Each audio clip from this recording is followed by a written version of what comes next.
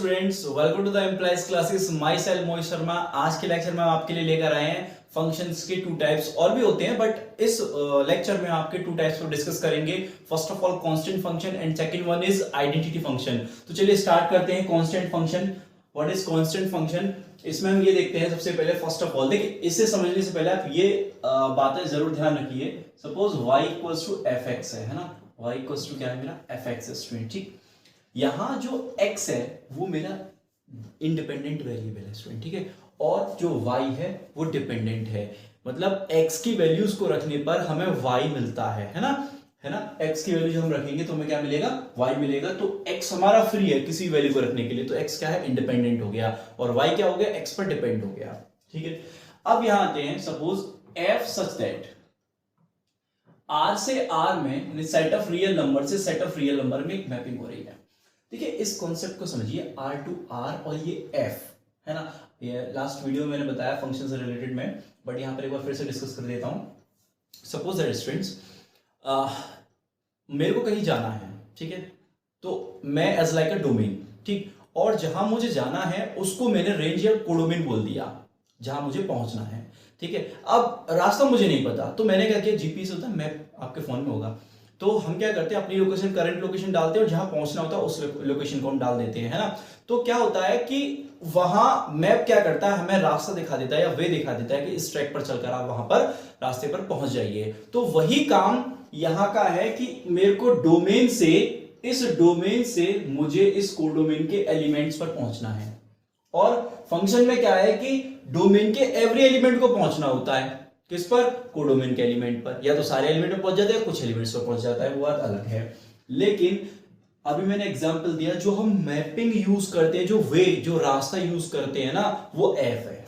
वो क्या है, वही एफ है, उसी को हम मैपिंग या फंक्शन बोलते हैं, है ना। मैपिंग या फंक्शन कुछ भी बोल सकते हो आप। तो यहां से इस कॉन्सेप्ट को समझिए, सच दैट मैं वो रास्ता बनाने जा रहा हूं। देखो, मुझे डोमेन पता है, मुझे कोडोमेन पता है ना। अब मैं वो जो ट्रैक है मेरा, है ना, उसको डिजाइन कर रहा हूं, वो ट्रैक को। तो वो ट्रैक होगा मेरा F X equals to C for constant function. यहां जो सी है ना, वेयर सी जो है मेरा बेटा, वो क्या है, कांस्टेंट है आपका। ये हो गया आपका constant, C is a constant. ठीक है, बहुत अच्छी बात है, आपको समझ में आया होगा यहां तक। अब देखिए, x यहां पर जो दिख रहा है ना आपको, इसमें ये किसको रिप्रेजेंट करता है, x बिलोंग्स टू r, और r क्या, कौन सा r, डोमेन वाला r, है ना। ये डोमेन वाला r है, ना कि कोडोमेन वाला। For all every x belongs to r, r कौन सा, डोमेन वाला। ठीक है, अब सपोज मैं इस x डोमेन से मैं एक वैल्यू निकालता। अब देखो, डोमेन क्या है, रेशनल, सॉरी रियल में क्या आता है, रेशनल भी आते हैं और इरेशनल नंबर भी आते हैं। तो इनफाइनाइट रेशनल और इनफाइनाइट इरेशनल नंबर हमारे डोमेन के अंदर हैं, कोई दिक्कत नहीं, हम इसको इस कॉन्सेप्ट से समझते हैं। ठीक है, ये मेरा हो गया आपका R, जो कि डोमेन है एज लाइक, और ये आपका R, ये भी डोमेन, ये कोडोमेन है एज लाइक। ठीक है, अब यहां से यहां एक मैपिंग है F एक मैपिंग है आपकी। यहां जो एलिमेंट्स हैं वो कुछ मैंने कंसीडर कर लिए, सपोज 1 2, सपोज -1, सपोज -2, ऐसे बहुत सारे रेशनल इरेशनल नंबर इस डोमेन के सेट में हो जाएंगे। वैसे ही यहां पर भी होंगे, है ना। यहां पर बहुत सारे नंबर्स होंगे, जैसे कि √2 ले लिया मैंने, -√2 ले लिया, या √3 ले लिया। मैं तो कुछ नंबर लिख के दिखा रहा हूं, यहां पर बहुत सारे इनफाइनाइट नंबर्स होंगे। और एक नंबर मैंने अननोन सी ले लिया, ऐसे बहुत सारे होंगे। ठीक है, एक अननोन सी ले लिया। ठीक है, देखते हैं। अब सपोज इस fx में ना, इस fx में मैंने क्या किया, x की जगह पर पुट कर दिया 1। यहां डोमेन से एक एलिमेंट निकाला, मैंने यहां रख दिया 1। तो क्या इस आपके राइट हैंड साइड में जो फंक्शन के है, क्या इसमें आपका x है, सिर्फ एक कांस्टेंट है। तो क्या फंक्शन में डोमेन की कोई भी वैल्यू रखने पर इस पर कोई फर्क पड़ेगा, इस पर कोई फर्क नहीं पड़ेगा, ये आपका c बना रहेगा। अगर आप -1 भी रखते हो स्टूडेंट, तब भी ये आपका c बना रहेगा, और आप -2 रखते हो तब भी ये c बना रहेगा। मतलब कुल मिला के बात ये है ना, कि आप डोमेन के किसी भी एलिमेंट को इस मैपिंग में रख दीजिए, इसको पहुंचना किस पर है, सी पर। मतलब कि आप किसी भी रास्ते से चले जाइए, आपको सी पर पहुंचा दिया जाएगा, है ना, करंट लोकेशन से। तो कुल मिला के बात ये, इन सभी के एरो सी से जाकर मिल जाएंगे, है ना। एवरी एलिमेंट के, डोमेन के एवरी एलिमेंट के एरोस किससे जाके मिल जाएंगे, सी से जाके मिल जाएंगे। Okay students, I hope so आपको समझ में आया होगा। लेकिन अब यहां पर मैं आपसे पूछता हूं डोमेन क्या है। बहुत अच्छी बात है, आप सबको पता है domain set of real number है। लेकिन मैंने पूछा कोडोमेन क्या है, आप कहोगे कोडोमेन भी सेट ऑफ रियल नंबर है। लेकिन मैंने पूछा रेंज क्या है, तो आप कहोगे सेट ऑफ रियल नंबर। नहीं, ये गलत होगा। यहां पर जो मेरी रेंज है वो सिर्फ सी है। भाई रेंज क्या होती है, इमेजेस का सेट, यानी कि डोमेन के एवरी एलिमेंट जिस जिस एलिमेंट से कनेक्ट होते हैं कोडोमेन के, वो सारे एलिमेंट हमारा रेंज ऑफ एफ बनाते हैं। तो इस कंडीशन में डोमेन के एवरी एलिमेंट सिर्फ एक ही एलिमेंट से जाके कनेक्ट हो रहे हैं, वो है सी, ठीक है, सी कांस्टेंट। अब इस कंडीशन में मैं क्या कह दूंगा कि जो मेरी रेंज होगी ना, range of F, range of F वो एक सिंगलेटन सेट आएगी सी, है ना। वो क्या आएगा, सिंगलेटन सेट सी, और ये सबसेट होगा किसका, अपने कोडोमेन का। क्या होगा, कोडोमेन का सबसेट होगा इस टाइम पर। लेकिन अगर मैं मैपिंग में थोड़ा सा बदलाव कर दूं, उसका कोडोमेन थोड़ा सा चेंज कर दूं, है ना, कोडोमेन में चेंज कर दूं। कोडोमेन अभी मेरा क्या है, सेट ऑफ रियल नंबर है। थोड़ी देर के लिए ऐसे समझिए कि सपोज दैट, यहां से इसको रफ कर लेते हैं, है ना, यहां से देखते हैं। अब सपोज मैंने मैपिंग का क्या किया, एफ सच दैट R2C कर दिया, R2C सिंगलेटन सेट, है ना, सिंगलेटन सेट सी पर पहुंचा दिया। यानी कि अब जो मेरा कोडोमेन है वो क्या है, उसमें सिर्फ एक ही एलिमेंट है सी। क्या है, एक ही एलिमेंट है सी। तो जब आप इसका ये डायग्राम बनाओगे, तो मैं इनको रफ कर दूं स्टूडेंट्स, इनको रफ कर लेते हैं ना।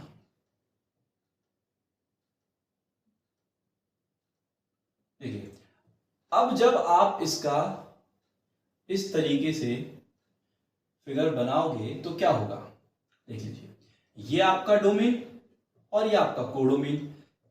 डोमेन तो सेट ऑफ रियल नंबर है, लेकिन कोडोमेन में एक ही एलिमेंट है सी। तो इस टाइम आप कुछ भी देखो, फंक्शन वही है, आपका जो मैप है वो यही ले रहा हूं मैं, एफ एक्स इक्वल टू सी। अब यहां पर आप x की वैल्यू 1 रखो, मतलब कोडोमेन का कोई भी एलिमेंट रख दो, किस पर इमेज जाएगी, इमेज जाएगी आपके सिंगलेटन सेट पर ही, सिंगलेटन सेट पर ही इमेज जाएगी डोमेन के एवरी एलिमेंट की, ठीक है ना, एवरी एलिमेंट की। तो यहां से फिर से मैं पूछूं डोमेन क्या है, तो आप क्या कहोगे, set of real number. Okay, लेकिन मैंने कहा कोडोमेन क्या है, अब आप सेट ऑफ रियल नंबर नहीं बोलोगे। कोडोमेन क्या है, सिंगलेटन सेट सी है। और रेंज क्या है, रेंज भी सिंगलेटन सेट सी है। इस कंडीशन में रेंज जो होगी, है ना, यहां पर इस कंडीशन में रेंज ऑफ एफ इसके लिए और डोमेन वो दोनों इक्वल हो जाएंगे, है ना, डोमेन दोनों इक्वल हो जाएंगे। लेकिन इस कंडीशन में ये सबसेट होगा, ये भी सबसेट होगा, क्योंकि every set is a subset of itself होता है। तो सी मतलब रेंज का सेट कोडोमेन के सेट का सबसेट हमेशा रहेगा। ये बात तो यूनिवर्सल है कि रेंज का सेट कोडोमेन का क्या होगा, सबसेट होगा। लेकिन वो इक्वल भी हो सकते हैं। इक्वल की कैटेगरी क्या है, ये जब सारे एलिमेंट से, मतलब कोडोमेन के सारे एलिमेंट से इमेजेस मिल जाए। यहां एक ही एलिमेंट से सबसे क्या मिल गई, हमारे एरोज मिल गए, मतलब यहां के सारे एलिमेंट कोडोमेन के फुलफिल हो गए। वैसे तो एक ही एलिमेंट था, और भी होते फुलफिल हो जाते, तो सारे के सारे क्या हो जाते, रेंज में पहुंच जाते। और जब सारे ही फुलफिल हो गए तो उसी को कोडोमेन और उसी को हम रेंज बोल देते हैं। ठीक है स्टूडेंट्स, अब आपने यहां से अच्छे तरीके से समझ लिया कि कांस्टेंट फंक्शन क्या है। लेकिन इसको हम प्लेन में समझेंगे, एक्स वाई प्लेन में। सपोज मैंने क्या किया, ये समझना बहुत जरूरी है ना, ये टॉपिक बहुत इंपॉर्टेंट है आपका।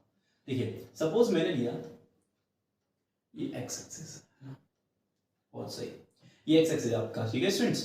अब यहां से हमने ले लिया वाई एक्सिस, ये मेरा हो गया आपका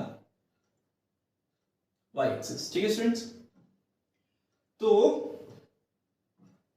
ये आपका x और ये आपका y। आपने क्या देखा, fx इक्वल्स टू सी, ये मेरा, मैंने c की जगह एक कांस्टेंट फिक्स कर लिया, सपोज है थोड़ी देर के लिए 3। भाई कोई भी कांस्टेंट ले सकता हूं ना मैं, कांस्टेंट तो कांस्टेंट है, 3 ले सकते हैं, √2 ले सकते हैं, कुछ भी ले सकते हो आप, है ना। लेकिन मैपिंग जो है वो क्या है, F such that R to R ले ली मैंने स्टूडेंट्स, ठीक है ना, आर टू आर ले ली मैंने, बहुत सही, सच दैट। अब मुझे इसको इसमें बनाना है, ठीक। हम सब जानते हैं कि एफ एक्स इक्वल जो वैल्यू आती है उसको वाई बोलते हैं, तो वाई इक्वल 3 हो गया मेरा, बहुत सही, ठीक है। आप लोगों को आई थिंक समझ में आ रहा होगा कि हम करने क्या जा रहे हैं। देखिए मैंने यहां 1 लिखा, मैंने यहां 2 लिखा, मैंने यहां 3 4 5 6, इस तरीके से इनफाइनाइट, है ना, -1 -2 -3 -4, इस तरीके से माइनस इनफाइनाइट तक ये हमारा जाएगा, ठीक है। अब देखिए यहां पे देख लेते हैं 1 2 3 4, है ना, 1 2 3 4, ऐसे ऊपर भी ये चला जाएगा, ठीक है स्टूडेंट। अब देखिए मैंने क्या कहना है कि अगर x का वैल्यू 1 लेते हैं, डोमेन से 1 उठाते हैं तो क्या मिलना है 3, डोमेन से 2 को उठाते हैं तब भी क्या मिलना है 3, और डोमेन से हम 3 को उठाते हैं तब भी क्या मिलना है 3। अगर डोमेन से -1 को उठा लिया गया गलती से, -1 ये रहा -1, है ना, तो भी क्या आना है स्टूडेंट 3 आना है, यानी कि हर केस में आपका 3 मिलना है। आप डोमेन कुछ भी रख दीजिए, पॉइंट यहां पर बात ये है कि अगर आप ध्यान से देखो तो 1 पर भी क्या मिल रहा है 3, 2 पर भी 3, 4 पर भी 3, 3 पर 3 सॉरी 4 पर 3, 5 पर 3, 6 पर 3, ऐसे ही आगे की सारी इनफाइनाइट वैल्यूज पर मुझे 3 ही मिलने वाला है। -1 पर भी 3 मिलेगा, -2 पर भी 3 मिलेगा, -3 पर भी 3 मिलेगा, -4 पर भी 4 मिलेगा, और ऐसे ही डोमेन की इनफाइनाइट वैल्यू पर मुझे y की वैल्यू कांस्टेंट c ही मिलने वाली है। अगर इन पॉइंट्सों को मैं मिला दूं, है ना, इन पॉइंट्सों को अगर मिला दिया जाए तो आप क्या देखेंगे, आपको कुछ दिखेगा, बिल्कुल दिखेगा भाई, क्यों नहीं दिखेगा, देखिए ये जो मिल रही है ये है एक स्ट्रेट लाइन जो कि एक्स एक्सिस के क्या हो जाएगी, पैरेलल हो जाएगी स्टूडेंट्स, ठीक है ना। आपको एक लाइन मिल गई बहुत अच्छी सी जो कि क्या है, एक्स एक्सिस के पैरेलल है। अगर इस लाइन को बोलूं तो ये लाइन क्या रिप्रेजेंट करेगी आपकी, ये लाइन रिप्रेजेंट करेगी y इक्वल्स टू 3 को, है ना। देख लीजिए आप डोमेन आपने कुछ भी रखना है, आपको y की वैल्यू एक ही मिल रही है, कांस्टेंट वो है 3, इसी तरीके से 5 भी मिल सकती है।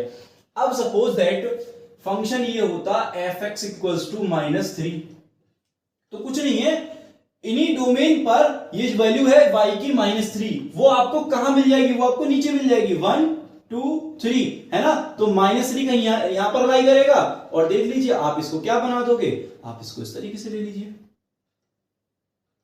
ये देखिए, है ना, 3 पर बेटे, चलिए कोई दिक्कत नहीं, आप समझ लीजिए 3 पर है, ठीक है ना। मैं यहां से इसको ऐसे लिख देता हूं,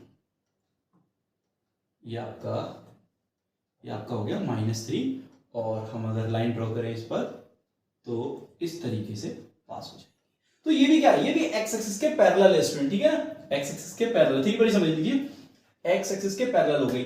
लेकिन अगर मैं ये कह दूं कि एफ एक्स इक्वल, है ना, क्या कह दें, एफ एक्स इक्वल अगर 0 आ गया, यानी कि अब मैंने कांस्टेंट वैल्यू 0 ले ली, क्या ले ली, कांस्टेंट वैल्यू 0, आपको पता है इसको y ही बोलते हैं, और आपको ये भी पता होगा students y equals to 0, X axis represent होती है y इक्वल 0 पर। मतलब अगर अब मैं कर्व की बात करूं कि ये कांस्टेंट कहां बनेगा हमारा, तो स्टूडेंट्स ये आपका x एक्सिस पर ही बन जाएगी ये लाइन, अगर आप कांस्टेंट 0 लेते हो, यानी कि ओवरलैप कर जाएगी, है ना।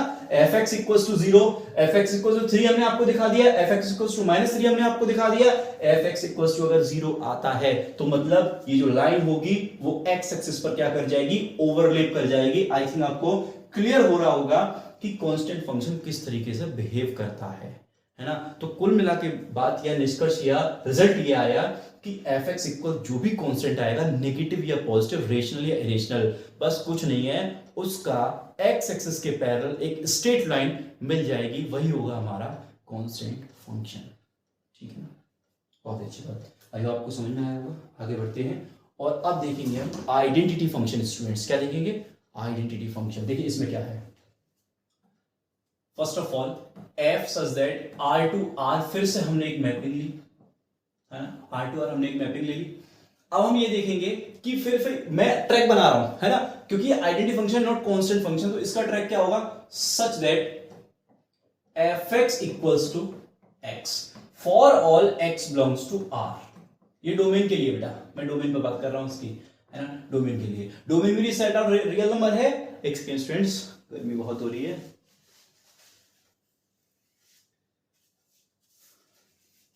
हाँ जी, तो fx इक्वल्स टू x मेरा क्या है, set of real to real है, ठीक। अब यहां पर ये जो, इसको y इक्वल भी लिख सकता हूं मैं, y इक्वल्स टू fx, यानी कि y इक्वल x मेरा, इनडायरेक्ट अगर मैं कहूं y इक्वल्स टू x भी बोल सकते हैं, ठीक है। बहुत बढ़िया, बहुत खूबसूरत। अब देखिए इसको ये इस तरीके से देखते हैं, ये मेरा डोमेन को रिप्रेजेंट करेगा और ये वाला मेरा set of real number codomain को रिप्रेजेंट करेगा, ठीक। अब थोड़ा साइड में वर्क करते हैं इसका, fx इक्वल्स टू x। देखिए अगर मैंने डोमेन से वैल्यू x की 1 रखी तो मुझे y की वैल्यू भी 1 ही मिल रही है, इसको y कहते हैं स्टूडेंट्स, ठीक है। अगर मैंने यहां 2 रखा तो इस पर भी मुझे 2 मिलेगा, अगर मैंने -1 रखा तो मुझे -1 ही मिलने वाली है, अगर मैंने x की वैल्यू 0 रख दी तो मुझे y की भी 0 मिलने वाली है, और अगर x की वैल्यू मैंने -2 रख दी तो मुझे y की भी -2 मिलने वाली है। आप चेक कर सकते हो, जैसा डोमेन है वैसी ही रेंज है, जैसा डोमेन है वैसी रेंज है, आइडेंटिटी फंक्शन की यही खासियत होती है, ठीक है ना। अब देखिए मैंने क्या लिया, यहाँ 0 लिया, यहाँ 1 2 ऐसे ही बहुत सारे नंबर्स आएंगे, और यहां से -1 -2 से ये वाले सारे नंबर्स होंगे, ठीक है। यहां देख लेते हैं 0 1 2 -1 -2, तो देखिए 2 का 2 से एरो जाएगा, है ना, 1 का 1 से एरो होगा, 0 का 0 से एरो है, -1 का -1 से, -2 का -2 से, इसी तरीके से सारे नंबर्स का इंडिविजुअली अपने आप में क्या होगा, कनेक्टिविटी होगी। और यहां डोमेन जो है, अगर मैं बात करूं डोमेन क्या है, तो डोमेन होगा set of real number. Codomain की बात करूं तो सेट ऑफ रियल नंबर, लेकिन यहां पर रेंज की बात करूं तो वो भी सेट ऑफ रियल नंबर ही होगी, बिकॉज एवरी डोमेन के एवरी एलिमेंट कनेक्ट हो रहे हैं, सॉरी कोडोमेन के एवरी एलिमेंट कनेक्ट हो रहे हैं डोमेन के एवरी एलिमेंट से, तो मतलब ये सारे एलिमेंट फुलफिल हो रहे हैं। तो जो एलिमेंट फुलफिल हो रहे हैं उसको क्या बनाते हैं, रेंज का सेट, तो रेंज का सेट भी वही होगा, और यहां पर कोडोमेन भी आपका सिमिलर होगा, ठीक है स्टूडेंट। आपको क्लियर हुआ होगा ये सब क्या है, क्या चल रहा है, ठीक है। अब इसको ग्राफिकल देखते हैं, है ना, फिर से आ जाते हैं उसी कॉन्सेप्ट पर आपके, और यहां से हम ड्रॉ कर लेते हैं XY एक्सिस, ठीक है। ये सपोज आपका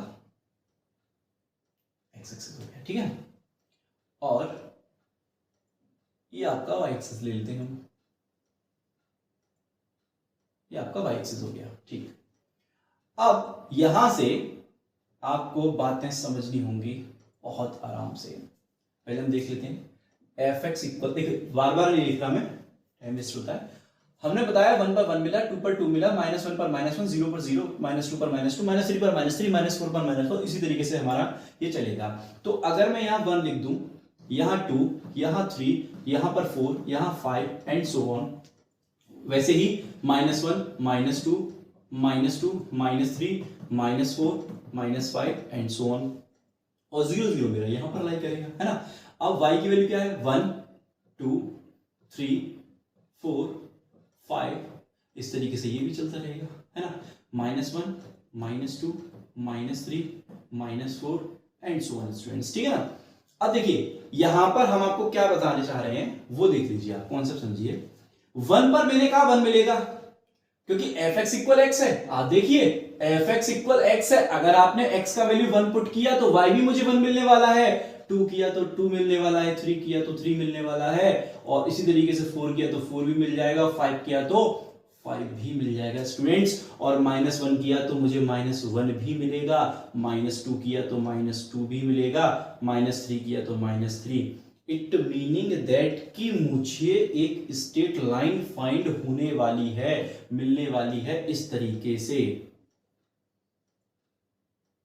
है ना। थोड़ा आउटर जाएगा, मेरे पॉइंट से थोड़ा अलग जा रहा है, कोई दिक्कत नहीं, आप समझ लीजिए पॉइंट इसी पर है ना, इन्हीं पर लाई कर रहे हैं, इस तरीके से है यहाँ पर, इस तरीके से यहाँ पर है ये पॉइंट, है ना। ये एक्चुअली स्केल बनेंगे ना मेरे, तो इस वजह से, तो ये हो गया आपका, ये हो गया इस तरीके से। तो ये आपको क्या मिल गया, एक स्ट्रेट लाइन मिल गया जो कि कहां से है, थर्ड क्वाड्रेंट से फर्स्ट क्वाड्रेंट में है ना, या फर्स्ट से थर्ड में, इस तरीके से चल रहा है। और देखो 0 0 से क्यों पास होगा, क्योंकि 0 रखने पर भी मुझे 0 मिल रहा है, तो 0 0 से पास होगा, 1 1 से पास होगा। अब ऐसा नहीं है कि मैं 1 ही क्यों रख रहा हूं बेटा, आप इनके बिटवीन कोई सा भी नंबर रख सकते हो, क्योंकि इसके बीच में हाफ भी आता है, तो अगर आप हाफ रख दोगे तो उस पर भी आपको हाफ ही मिलने वाला है, यानी कि वो हाफ यहां होगा और ये पॉइंट यहीं पर आएगा। मैंने सिंपल नंबर उठाए जिससे आपको इजी लगे, टफ ना लगे, चीजें कैलकुलेशन ज्यादा टफ ना हो जाए। तो ये आपका किसका ग्राफ हो गया, आइडेंटिटी फंक्शन का ग्राफ हो गया। आई होप सो स्टूडेंट आपको क्लियर हुए होंगे, आपको कांस्टेंट फंक्शन और आइडेंटिटी फंक्शन। अब देखते हैं ये फंक्शन कैसे हैं, है ना, बाय द ग्राफ। अगर हमारे पास ग्राफ होता है तो ये किस टाइप से फंक्शन हो सकते हैं और नहीं हो सकते। तो उसका लॉजिक क्या है, आपको कुछ नहीं करना, y के पैरेलल, हमें y के पैरेलल लाइन ड्रॉ करनी है। एक्चुअली y के पैरेलल लाइन ड्रॉ करने का कॉन्सेप्ट क्या है कि हम डोमेन पर, हमारा जो डोमेन है ना, डोमेन की वैल्यूज हैं, उन पर हम क्या करते हैं, स्ट्रेट लाइन बनाते हैं y के पैरेलल। समझ रहे हो बात को, हम क्या करते हैं y के पैरेलल इस तरीके से, है ना, इस तरीके से लाइनें बनाते हैं, जैसे ये होगी आपकी, और देख लेते हैं और बना लेते हैं कुछ लाइनें इस तरीके से, हम और लाइनें बना लेते हैं। तो मतलब पास आउट तो हम अपने डोमेन से कर रहे हैं ना, पास आउट तो हम अपने डोमेन से कर रहे हैं ना, उसको क्या दिक्कत है, हम अपने डोमेन से पास आउट कर रहे हैं, बात तो वही है। लेकिन अभी मेरा फंक्शन अगर fx इक्वल्स टू 3 है ना, sorry students, fx equals to 3 वाला कॉन्सेप्ट है, तब मैं बात कर रहा हूं कि इसी लाइन को देखना, ये बाकी के नीचे मत देखना। तो ये बताइए, ये एक ही पॉइंट पे तो कट कर रही हैं, एक ही पॉइंट पे तो कट कर रही हैं, मतलब क्या है कि जब मैंने 1 लिया तो मुझे 3 मिला, 2 लिया तो मुझे 3 मिला, और 3 लिया तब भी मुझे 3 मिला। तो इसका मतलब जब मैं y के पैरेलल लाइन ड्रॉ करूं और जो भी कर्व मेरा बना है फंक्शन का, अगर उस कर्व को ये पैरेलल लाइन 1 पॉइंट पर कट करती हैं तो इट इज कॉल्ड फंक्शन। और पूरे डोमेन में करना चाहिए, ये नहीं कि यहीं कर गया इस साइड नहीं किया तो गड़बड़ हो जाएगा, फंक्शन नहीं होगा। मैं फिर कह रहा हूं, अपने पूरे डोमेन पर काम करना है, अपने पूरे डोमेन, यानी कि हर डोमेन के हर एक एलिमेंट पर हमें एक लाइन बनानी है जो y के पैरेलल हो। अब चाहे वो पॉजिटिव में हो चाहे वो नेगेटिव में हो, हमें y के पैरेलल लाइन ड्रॉ करनी है इस टाइप से, इस टाइप से, इस टाइप से, इस टाइप से, मतलब पूरे डोमेन में। अगर एक भी एलिमेंट ऐसा है ना डोमेन का जिस पर से होकर लाइन अगर पास हो और y के पैरेलल है और वो कर्व को कट नहीं करती, it is not a function, क्योंकि मैंने कह दिया है ईच वैल्यू ऑफ ए या each element of A have a single image या unique image in set B. अगर ऐसा नहीं होता तो आपका ये फंक्शन नहीं होगा।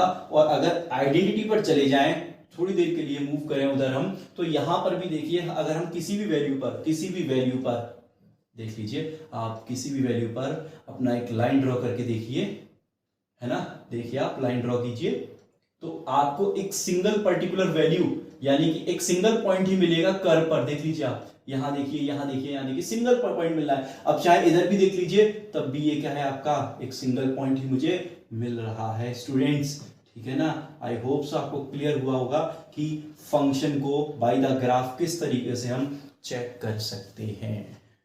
ओके स्टूडेंट, तो यहाँ हमारे कांस्टेंट फंक्शन और आइडेंटिटी फंक्शन खत्म होते हैं। इसके बाद हम अगले लेक्चर में और फंक्शंस के बारे में बात करेंगे। तब तक के लिए thank you watching the video.